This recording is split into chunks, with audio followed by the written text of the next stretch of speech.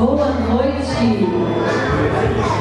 Não escutei. Poderia ser melhor que a gente já está quase lotada, hein?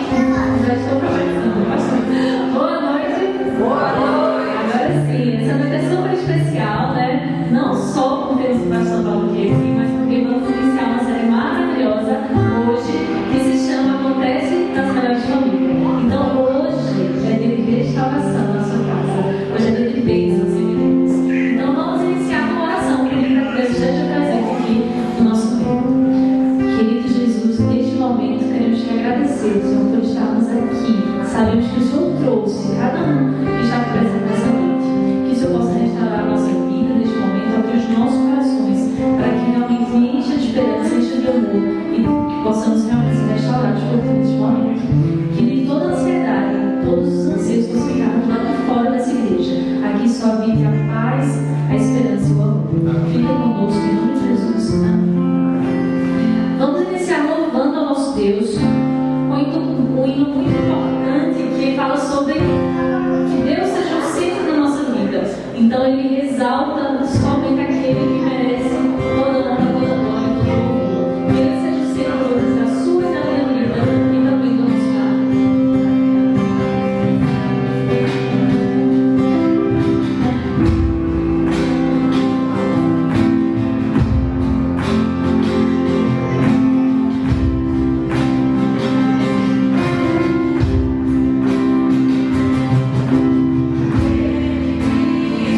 Suas mãos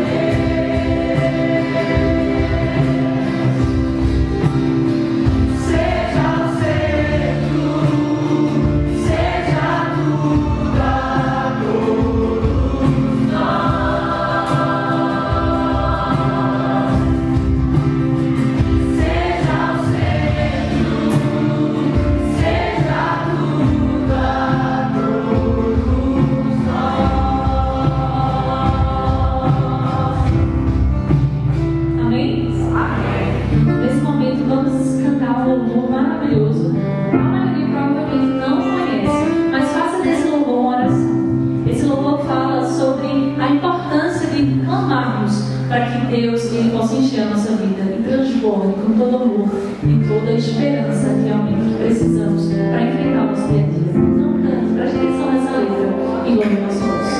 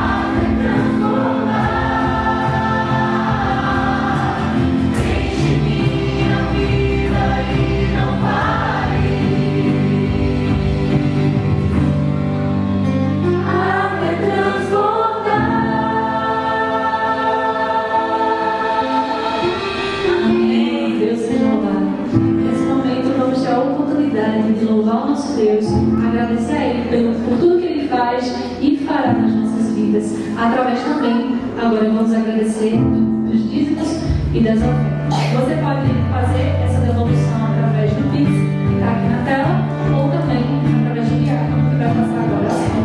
Vamos cantar enquanto isso, te agradeço.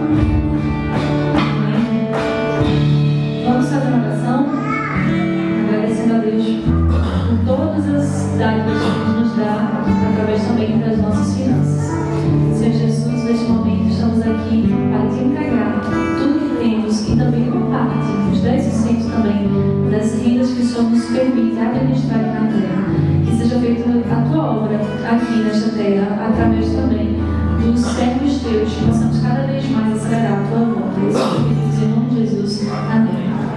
Nós vamos ficar em pé agora e cantar a nossa música de abertura. Ontem vocês já ensaiaram aqui com o Ministério do Louvor e hoje a gente agora vai cantar bem forte. A música se chama A Começar em Mim. Então vamos pedir através dessa música que Deus restaure a nossa vida, que fique cura no nosso lar e que comece toda essa mudança em nós. Vamos cantar com toda a nossa força, com todo o nosso povo.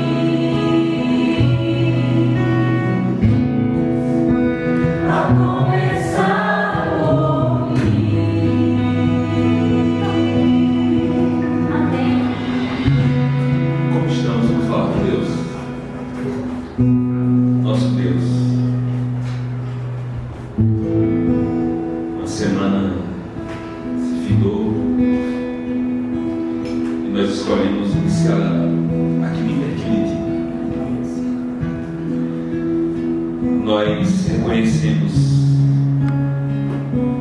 que o nosso coração só é completo em Ti. Acabamos de te louvar Nosso coração se encheu de júbilo ao cantarmos essas canções.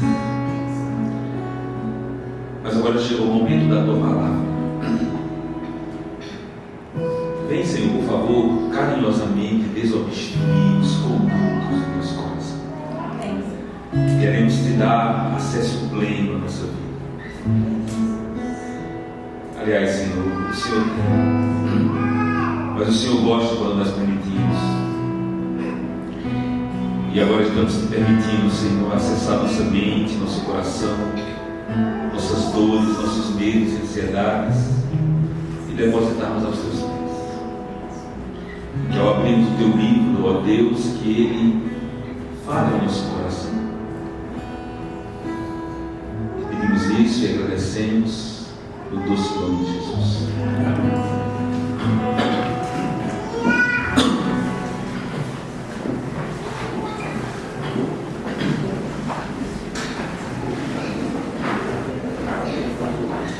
Boa noite a todos. Que bom estarmos aqui hoje. Que bom que o Senhor nos trouxe esse lugar. Queria parabenizar o Ministério de Louvor. Essas canções, elas aram bem a terra do nosso coração para que a palavra de Deus germine. Todas as vezes que eu recebo os vídeos aqui que vocês têm produzido, a primeira sensação que eu tenho é que eu estou ouvindo o vocal livre. Aí depois eu olho para os outros conhecidos e não é não. Mas vocês têm feito um lindo trabalho aqui nesse lugar. Que Deus abençoe ricamente vocês. Essa semana nós, acho que, não sei se o pastor Edmir já começou, ou eu que estou inaugurando, já começou hoje, né? Nós estamos começando uma série, Acontece nas Melhores Famílias. E é interessante que essa expressão, esse jargão, ele, em geral, esse jargão ele é dito quando acontece uma coisa que não é tão agradável. Às vezes é uma gafe, ou às vezes é uma coisa que nós não queríamos que fosse presenciada. E você sabe que quando nós vamos receber alguém, eu não sei você, mas a gente tem aquela preocupação de passar a ideia que a nossa casa é uma casa perfeita, que não há ali coisas a reparar, coisas a consertar. Eu me lembro que no meu primeiro ano de trabalho eu recebi a visita de um líder, de alguém muito importante da instituição que eu trabalhava. E a gente treina a família principalmente, né? Treina para que no primeiro ano de ministério eu queria passar aquela impressão positiva que as coisas estavam dando certo. E eu me lembro que ele chegou e meus filhos, eu tenho uma irmã que parece ter 30 anos, mas eu não vi 30 anos. Casada, olhem para ela me deu um neto, eu estou pelejando para que ela me deu um neto. E eu tenho um filho de 22 anos. E eles têm uma diferença de idade, né? Eles têm uma diferença de idade e eles brigavam muito. Brigavam muito mesmo. Aí eu me lembro que nesse dia, ele chegou para nos visitar e o meu treino não serviu muito. Logo eles começaram a brigar na frente da pessoa que estava ali. Começaram a brigar e eu disse, meu Deus do céu. E geralmente meus olhares funcionavam dos meus filhos, mas naquele não funcionou. E ficou visível que meus filhos não eram perfeitos, né? Mas eu tive uma ideia para não ficar tão escancarado que eles não eram perfeitos. Eu botei os dois para o quarto. Vamos para o quarto, aquela autoridade. E coloquei os dois no quarto. Aí, rapaz, quando eu fechei a porta do quarto, meu Deus. Aí começou aquela bagunça lá dentro. Aí a pessoa foi me visitar e disse assim, pastor, o senhor acha bem botar um em cada quarto? E assim nós fizemos, né? Colocamos um em cada quarto, deu certo. Acontece nas melhores famílias. E hoje eu queria falar com vocês sobre uma coisa que não é negativa. Acontece nas melhores famílias, lares que curam. Eu queria falar sobre lares que curam. Porque quais são as características dos lares hoje? elas são preocupantes. Alguns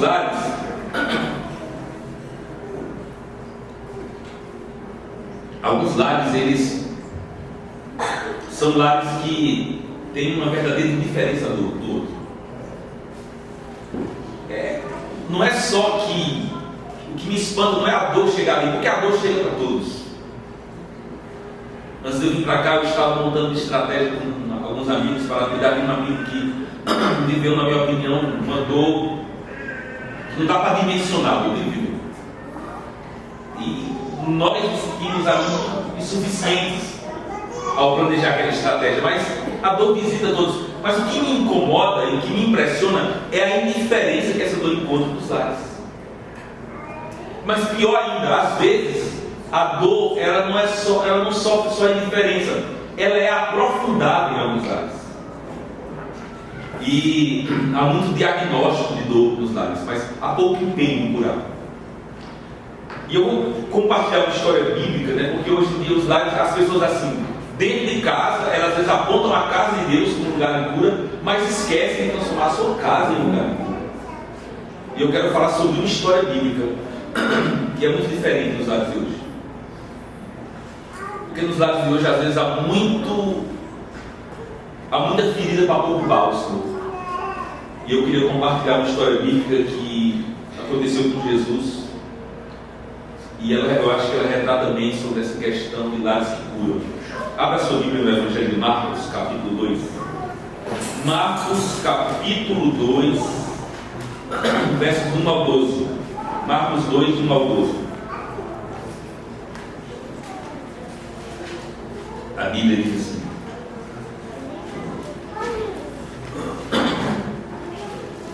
dias depois, entrou Jesus. Marcos 2, versos 1 ao 12. Dias depois entrou Jesus de novo em Cafarnaum. E logo ocorreu que ele estava em casa. Muitos afluíram para ali, tantos que nem mesmo junto à porta eles achavam lugar. E anunciavam-lhes a palavra. Alguns foram ter com ele, conduzindo um paralítico, levá-lo por 4 homens. E não podendo aproximar-se dele por causa da multidão, descobriram o eirado no ponto correspondente ao que ele estava, e fazendo a abertura, baixaram o leito em que jazia o doente. Vendo-lhes a fé, Jesus disse ao paralítico: filho, os teus pecados estão perdoados. Mas alguns dos escribas estavam assentados ali e arrazoavam em seu coração: por que fala teus discípulos? Por que fala ele deste modo? Isso é blasfêmia. Quem pode perdoar pecados senão um que é Deus? E Jesus, percebendo logo por seu espírito que eles assim arrazoavam, disse: por que arrazoais essas coisas em vosso coração? Qual é mais fácil, dizer ao paralítico: estão perdoados os teus pecados, ou dizer: levanta-te, toma o teu leito e anda? Ora, para que saibais que o Filho do Homem tem sobre a terra autoridade para perdoar pecados, disse ao paralítico: eu te mando, levanta-te, toma o teu leito e vai para a tua casa.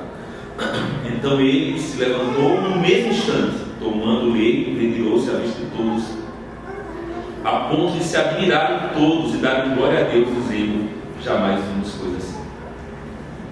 Jesus, ele nasce em Belém, era uma profecia: e tu, Belém de Efrata, de modo nenhum será menor. Então estava profetizado que Jesus nasceria em Belém. Então ele nasce em Belém conforme a profecia. Também estava profetizado, por mais que era uma profecia que não está no cânon bíblico, que ele seria chamado Nazareno. É por isso que Jesus é criado em Nazaré. Ele nasce em Belém, é criado em Nazaré. É por isso que ele começou a ser chamado por um tempo de Jesus o Nazareno, porque ele foi criado em Nazaré. Até que em um dado momento ele é expulso de lá. Não, ele é literalmente expulso de lá. Não que ele não pudesse mais voltar, mas ficou muito claro que ele não era bem-vindo, né? É dali que vem, né, a afirmação dele que um profeta não é recebido bem em sua própria casa. E desde então Jesus, ele transforma Cafarnaum em lar. É por isso que o texto bíblico, eu não sei se você notou, ele diz assim, que ele volta para Cafarnaum. Cafarnaum se tornou uma espécie de quartel-general de Cristo. Ele vive, na parte do ministério dele, ele viveu ali. Tinha outras casas que ele gostava de estar. Ele gostava muito da casa de Lázaro, Marta e Maria. Mas Cafarnaum era um refúgio para ele. E o texto bíblico diz assim: estava ele em casa. É lógico que não vamos dizer uma casa literalmente como a nossa casa. Até porque um dia alguém quis seguir Jesus e ele disse assim: olha, as aves do céu, as raposas têm seus covis, as aves do céu têm seus ninhos, mas o filho do homem nem tem nenhum de reclinar na cabeça. Jesus estava dizendo: olha, você quer me seguir? Eu não sei nem onde eu vou dormir essa noite. Então, essa questão do lar de Jesus, mas ele considerava aquilo lar. E o texto bíblico diz que quando as pessoas souberam que ele estava em casa, as pessoas afluíram para lá. Isso é perfeitamente compreensível. Imagine você, alguém que devolve vista a cegos e nascentes. Você sabe que um judeu, ele acreditava, isso não está escrito em lugar nenhum. Haviam profecias que deixam claro que Jesus era o Messias, mas o judeu acrescentaram algumas. E para o judeu, o Messias ele tinha que ter 3 características básicas.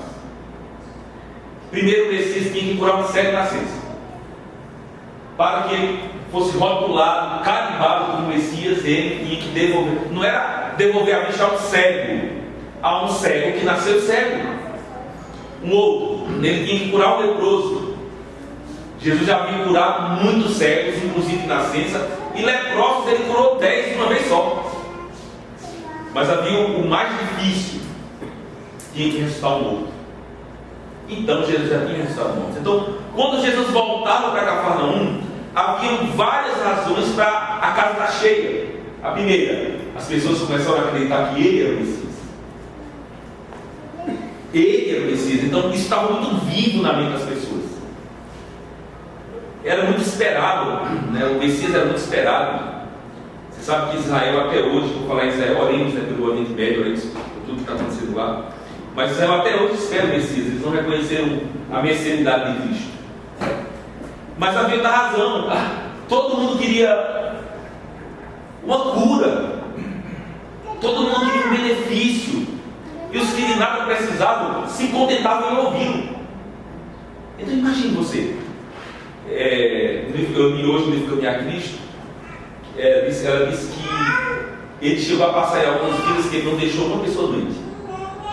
Imagine, ele passava em algumas comunidades, em algumas vidas, e ele varria a enfermidade dali. Então era muito natural que todo mundo quisesse estar perto dele. Ele era aquela pessoa que as pessoas se sentiam bem na presença dele. E naquele dia a casa estava cheia. Todo mundo queria. Mas estava muito cheia mesmo. Ao ponto, eu não vou hoje me ater muito só na história do paralítico e nas questões que envolvem o paralítico e nas questões que envolvem os amigos do paralítico. Mas estava tão cheio que eles tiveram que entrar pelo teto para ter acesso ao lugar que Jesus estava. Mas eu queria falar um pouquinho sobre essa história e as características que essa casa tinha como lugar de cura. Um lar que restaura. E a primeira delas é um lar de cura. Nesse lar de cura, as pessoas precisam saber onde Jesus está. Isso tem que estar muito definido em nossa casa. E não é só a cura, a registrada cura, que é a cura do paralítico, mas sem dúvida aconteceram outras curas ali. E sem dúvida pessoas daquela própria casa foram beneficiadas por esse tempo. Então o lugar de Jesus tem que estar muito definido na casa. Porque Ele é o autor, Ele é a solução para os dilemas mais profundos do ser humano. Então o lugar dele na casa tem que estar muito definido. As pessoas precisam saber que Ele está ali. As pessoas percebem Jesus em sua casa. E quando eu falo às pessoas, eu me refiro primariamente às que residem ali. Porque às vezes a nossa casa se torna um lugar de cura para os de fora, mas não é para os de dentro. Às vezes nós temos uma face dura para os que residem conosco e oferecemos a face graciosa de Jesus para os que estão fora. Então as pessoas precisam perceber Jesus na nossa casa. Nós precisamos perceber Jesus na nossa casa. Segundo, Jesus tem que estar em um lugar acessível. Eu entendo as preocupações que às vezes nós temos quando lideramos uma família, quando temos uma família. Porque nós temos tantas inquietações que a família fracassa, que nós nos concentramos mais nos nãos, e Jesus, ele foi o maior sim de Deus. Jesus foi, aliás, ele é chamado assim, né? Ele é o amém, é dito disso no Apocalipse. Então ele precisa estar num lugar acessível. Quando as dores nos visitarem, elas vão nos visitar. Às vezes elas serão simples, às vezes elas serão complexas. Eu costumo dizer assim que existem dias fáceis. Talvez para a maioria de nós esse dia foi fácil. Mas eu não duvido que alguém que está aqui hoje, por mais que disfarçou com um sorriso quando entrou ali, tenha vivido um dia difícil. E existem às vezes dias muito difíceis. Muito difíceis mesmo. Que a gente não sabe como chegou ao fim dele. E existem os dias. Eu recebi uma ligação recentemente sobre uma história de dor que eu não sei se sou bom com palavras, mas às vezes eu sempre encontro o que dizer. Mas naquela circunstância eu não sabia o que dizer. Existem dias fáceis, existem dias difíceis, existem dias muito difíceis e existem os dias insuportáveis, mas não existem dias sem Deus. Não existem dias sem Deus. É por isso que Cristo tem que estar em um lugar acessível. Ele deve ser o assunto principal do teu lar, da tua casa, ao ponto de quando a dor te visitar, e ela vai visitar, facilmente ele seja encontrado, de tanto que ele é falado, de tanto que ele é ensinado, de tanto que ele é exaltado ali.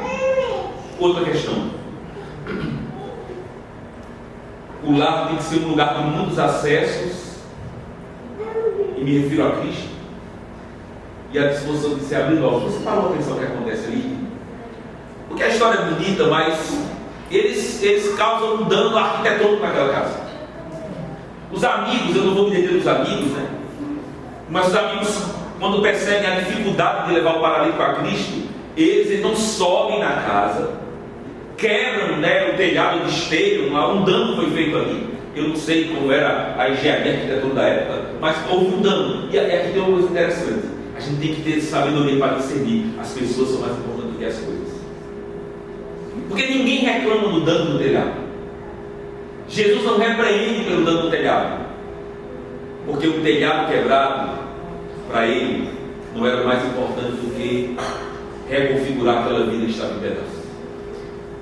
A gente tem que ter sempre em mente que as coisas são importantes, mas as coisas têm um lugar de coisas. Então ninguém se importou. A gente percebe isso naquela casa, ninguém se importa. Há outros comentários negativos ali que tem a ver com a divindade de Cristo, que não é o assunto hoje. Mas ninguém reclama do esforço dos amigos. Ninguém reclama do dano deixado na casa. Ninguém reclama porque começou a cair poeira. Ninguém reclama porque as telhas. Ninguém reclama. Porque restaurar aquela vida era mais importante do que algumas telhas quebradas. E existem casas em que as coisas são mais importantes do que as pessoas.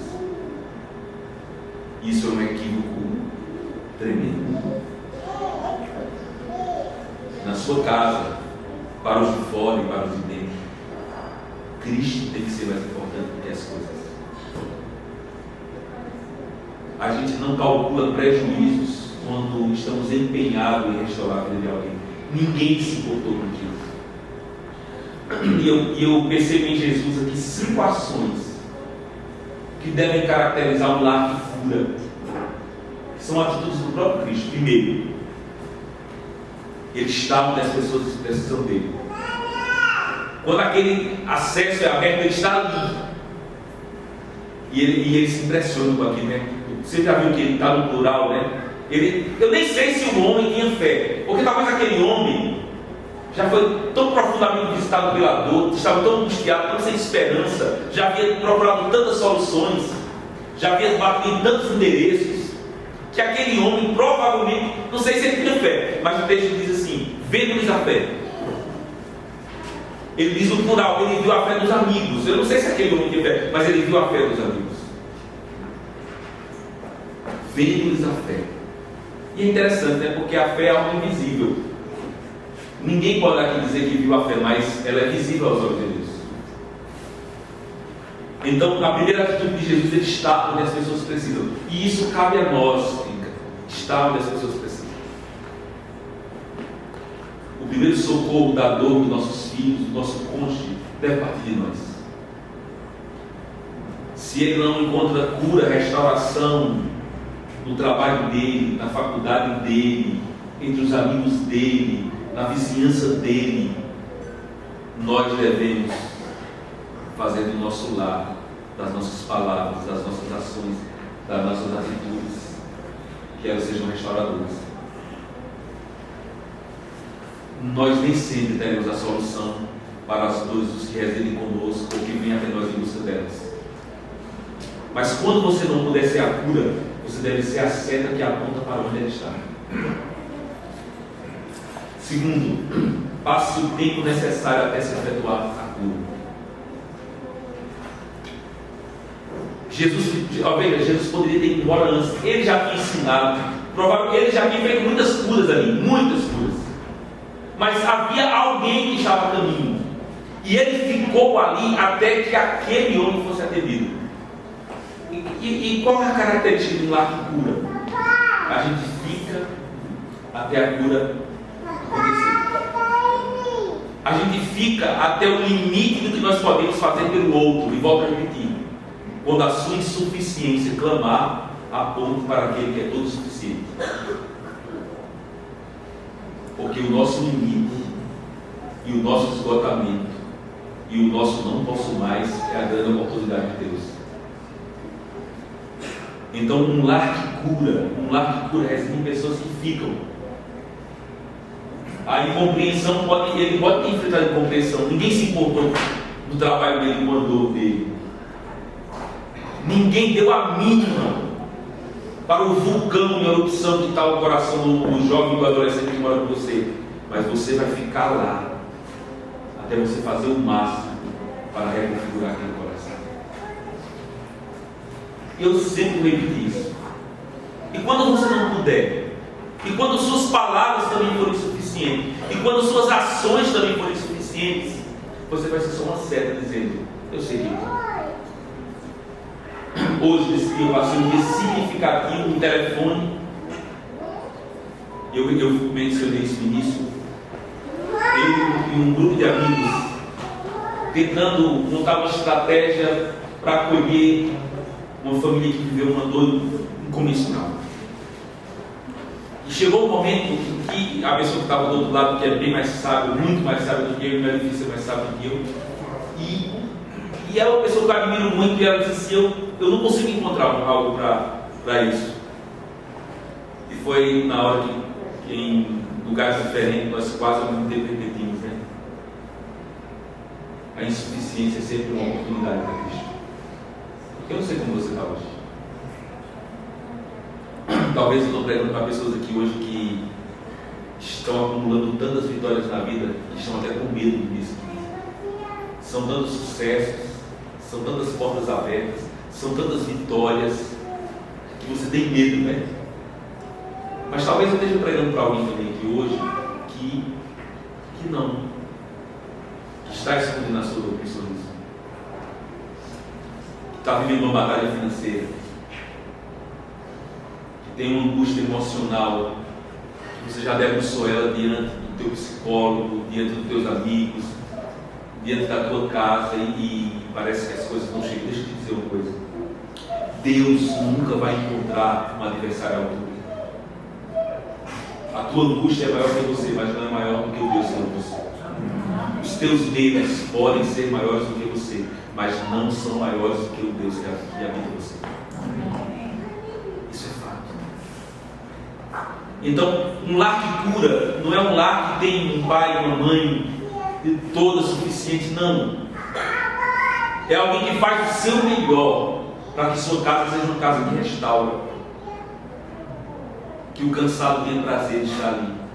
Mas quando a dor que chegar, a demanda que chega até você é maior do que você, é nessa hora que humildemente você passa a bola para quem tudo sabe, para quem tudo pode. Outra característica que eu vejo em Jesus: ele promove uma aliança restauradora, ele junta aqueles amigos, porque às vezes na nossa casa nós vamos ter que ter um esforço conjunto para que seja um lar que cura. E eu sempre quero que você tenha em mente, quando eu digo que é um lar que cura, o primeiro alvo desse lar que cura é os que moram com você.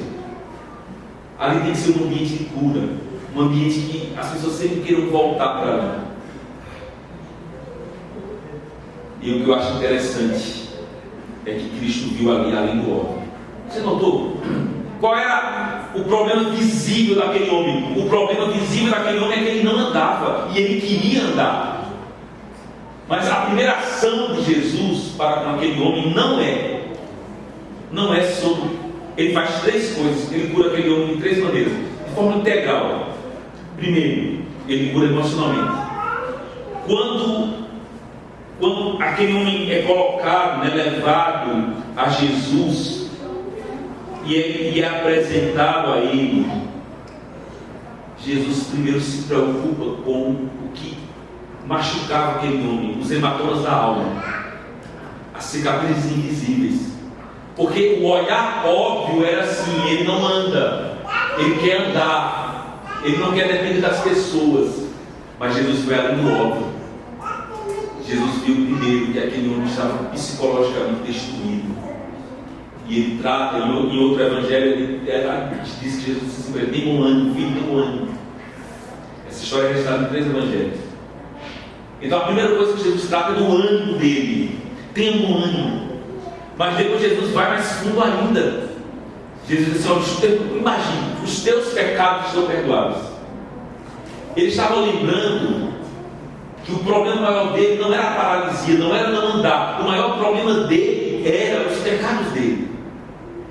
Ele poderia sair dali andando, mas carregando muitos fardos. E Jesus queria que ele saísse dali andando, mas Jesus queria antes remover os fardos dele.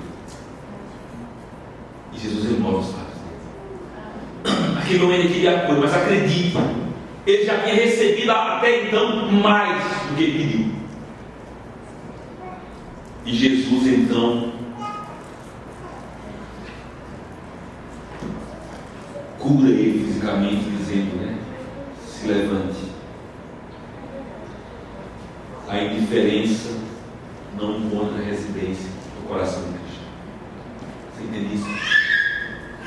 Às vezes as pessoas que nós menos esperamos são indiferentes. No momento em que mais precisávamos delas. Às vezes o lar que era para ser um lar de cura abre até a ferida um pouquinho mais do que ela chegou. Mas a indiferença nunca encontrará residência no coração de Cristo. Sempre que a dor era percebida, ela era levada em conta. É assim que tem que ser no lar de cura.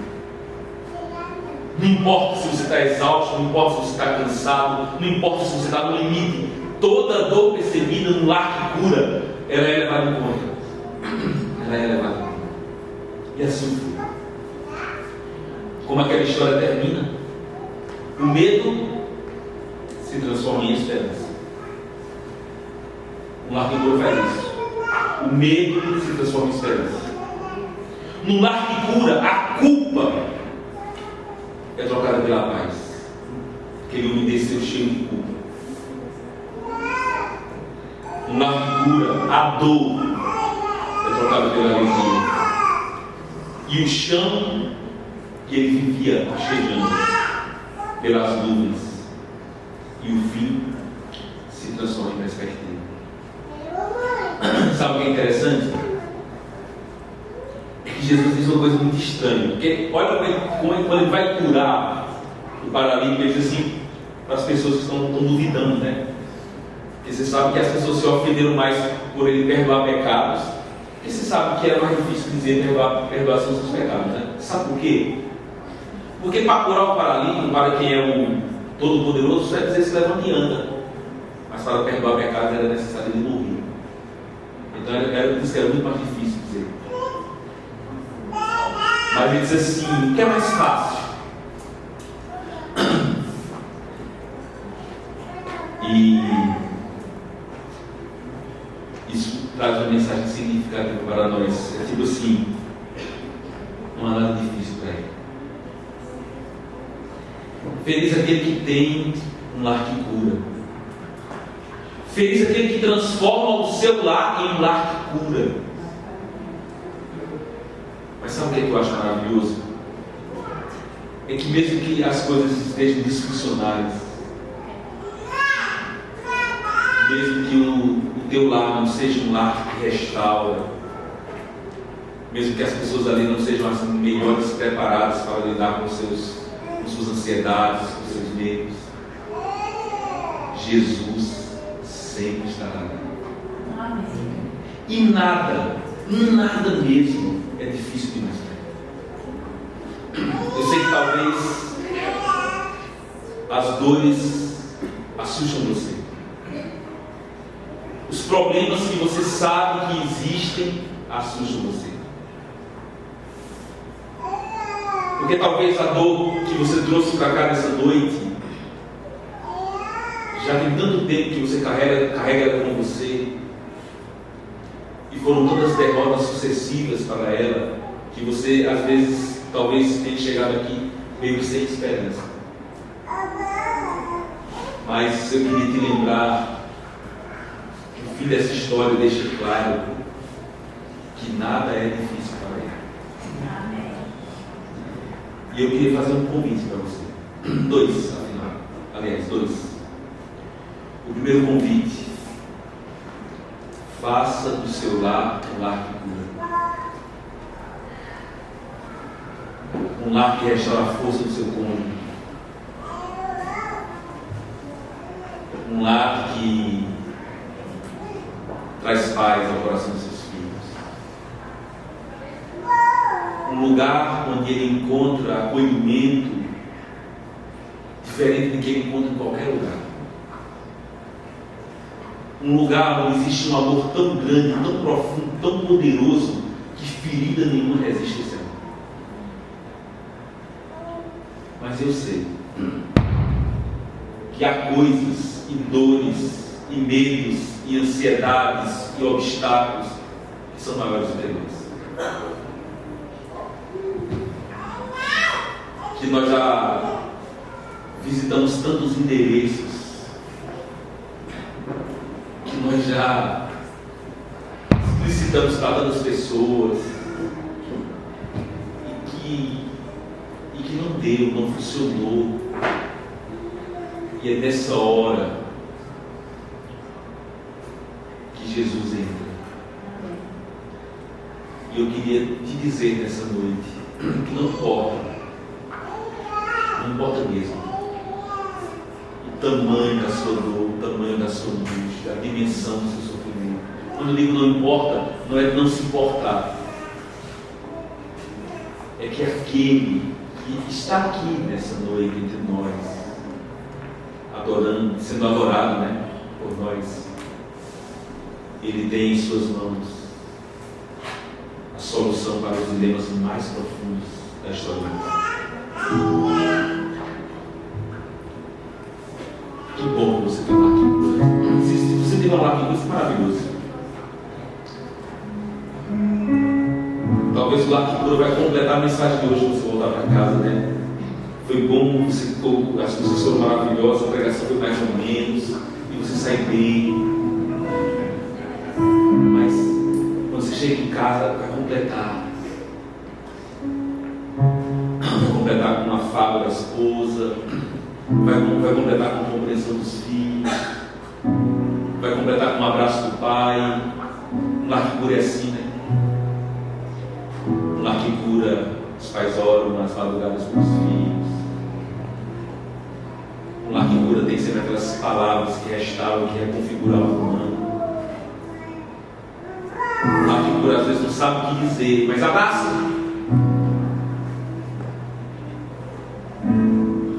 Senta junto. Mas às vezes, e eu sou bem sincero, às vezes, mesmo com tanto amor que esse lar que cura tem, ele não é suficiente para a dor que carregamos. É por isso que é sobre Cristo. Mas às vezes, para fazer algo por nós precisamos remover as nossas máscaras. Veja, máscaras nunca funcionam com Cristo, máscaras funcionam uns com os outros. As máscaras funcionam uns com os outros, mas com Cristo não. Ele sabe, ele vê o que está por trás da máscara, mas ele quer que você tire. Ele quer que você jogue no chão, que você despedace, que você pise, Senhor, eu sou isso aqui. Esse poço de contradições, de limitações, eu tenho dúvidas. Senhor, eu tenho vícios que eu não venci. Senhor, eu tenho medos que habitam em mim. E há tanto tempo eu creio em Ti, e esses medos ainda habitam em mim. Senhor, isso é um lugar de paz, mas eu não tenho paz. Meu lar é um lugar de paz, mas tem uma coisa desconfigurada aqui. Está tudo bagunçado. Deixa eu te dizer, filho, eu quero te convidar a provar Jesus, porque Ele é real. Ele é real.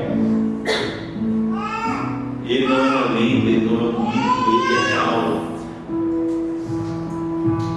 Ele quer ser real na tua experiência, Ele quer ser real na tua existência. Mas talvez Ele esteja precisando de um pouco mais de espaço, de um pouco mais de entrega, de um pouco mais de convicção. E eu queria orar hoje por todos aqueles que aqui nesse lugar tem alguma coisa para curar. Não é uma sessão de cura, mas talvez existem coisas em sua vida que precisam ser reconstituídas, restituídas. Talvez haja um perdão que você precisa se apropriar. Talvez haja um medo que precisa ser dissipado. Talvez haja uma angústia que precisa ser removida. Eu não sei. Eu não conheço. Eu não sou profeta, não sou filho de profeta, mas sou humano o suficiente para saber que tenho dores e que eu sei que você também as tem. E que algumas delas, acredite, vão ser curadas num lar que cura. Uma família que cura, uma família que se empenha, uma família que se alia, uma família que se junta. Mas tem algumas delas não, é só Cristo mesmo. Tem umas que uma comunidade terapêutica nos ajuda, né? Tem algumas delas que a gente precisa que a mão da onipotência do seu Deus.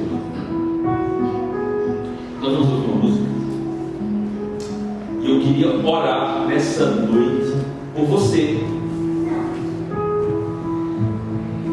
que quer depositar alguma coisa assim no colo de Jesus. Sabe? Senhor, tem coisas que eu tenho habilidade para resolver, tem coisas que os outros têm habilidade para resolver, tem coisas que minha família está ajudando a resolver, mas tem coisas que só o Senhor pode resolver. Eu trago aqui as coisas que só o Senhor pode resolver. Tem coisas que teu esposo, teu pai, tua mãe, teus amigos, como aquele homem, vão te ajudar, vão te levar. Mas tem coisas que não. Tem coisas que a gente tem que colocar no colo dele mesmo. E se você tem alguma dessas coisas aqui, eu quero cantar uma música agora, e eu vou te convidar a sair do seu lugar, se quiser vir aqui à frente, se quiser ficar aí quando você está. Mas só se você tiver alguma coisa, talvez esteja tudo bem, que bom, e não tem problema, está tudo bem. Mas se você tem algo que é assunto para Cristo, eu quero te convidar a ouvir essa canção. A se levantar, vir aqui à frente, ou aí onde você está, onde você está melhor, mas para dizer assim, Senhor, isso aqui é teu. Tem coisas que eu sei lidar, tem coisas que minha família está me ajudando a lidar. É um lar que cura, meu lar é um lar que cura, Senhor. Mas tem coisas que eu sei que é o Senhor e eu quero levá-las ao Senhor. Se tem alguma coisa assim, ouvir essa canção, venha do jeito que você está, sem nenhuma máscara. o Senhor quer restaurar você.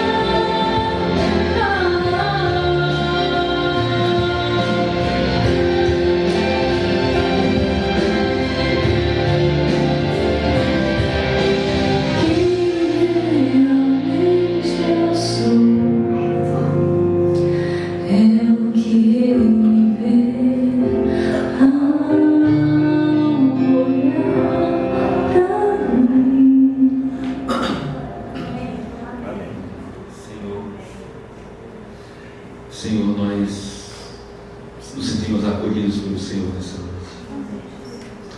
A primeira coisa que queremos genuinamente pedir, Senhor, é que para sermos agentes de cura, cura na vida das pessoas, principalmente daqueles que são nossa família. Nos ajuda a ter as palavras certas, as atitudes certas, para sermos instrumentos de bênção na vida deles. Sejam filhos, cônjuges, irmãos, pais, mães. Por favor, Jesus, nós queremos muito, muito isso. Porque são esses lares que, de fato, testemunharam o teu amor. Mas também reconhecemos aqui, Jesus, que há momentos e há coisas que só o Senhor pode. E os seus filhos se levantaram aqui no invisível do seu coração, apresentando essas coisas ao Senhor. Eu sei que essas coisas receberão a atenção do céu. Rogo que abençoe cada uma dessas pessoas. Remova ansiedades, que o Senhor venha perdoar pecados, que o Senhor venha restituir sonhos, devolver perspectivas, aliviar medos e remover fardos. Tu conheces cada história aqui de forma profunda. Eu entrego tudo em tuas mãos. Cada um dos seus filhos, de forma personalizada. Porque eu sei que é assim o Senhor. O Senhor não olha para o atacado, o Senhor olha de forma personalizada.